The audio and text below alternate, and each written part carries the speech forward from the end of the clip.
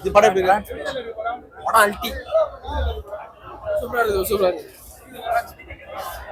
சூப்பரா இருக்கு bro. Fan base movie bro. Worth watch.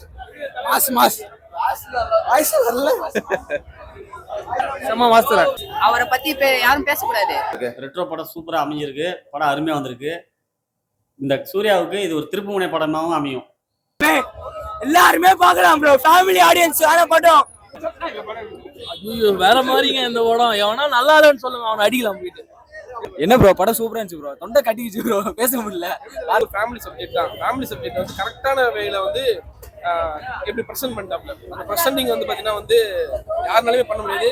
ஒரு ஜாலியா இருந்துச்சு, பயங்கர என்டர்டைன்மெண்டா இருந்துச்சு. படம் ஆரம்பிச்சதுல இருந்து எண்டு வரைக்கும் சூப்பரான ஒரு சம்பவம் ப்ரோ. நல்லா இருந்துச்சு படம். வந்து பாத்தீங்கன்னா எந்த இடத்துலயும் போர் அடிக்கல, லேக் ஆகல. நல்லா இருக்கு, சூப்பரா இருக்கு படம். எல்லாரும் பார்க்கலாம். வெறியா இருக்கு ப்ரோ, வெறியா இருக்கு ப்ரோ.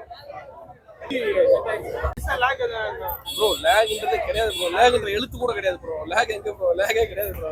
அதான் சொல்றேன்ல, இப்படி ஒரு படத்தை எடுக்கணும்னா அதான் சொல்றேன்ல 2010-11 இந்த படம் வந்து பாத்தீங்கன்னா வந்து இன்னொரு 10 வருஷத்துக்கு பேசப்படும். எப்படியா இருக்கு இது மாதிரி வந்து உண்மையா சொல்றேன். உண்மை ட்ரீட் இது மாதிரி சான்ஸ் இல்ல. கத்த முடியாது. எனர்ஜி இல்லாம தான் உட்காந்து இருக்கணும். ஒவ்வொரு சீனும் அவ்வளவு மாசா இருக்கு. எப்படி படம்? அவருக்கு ஒரு கும்பிடு. தேங்க்ஸ் தல.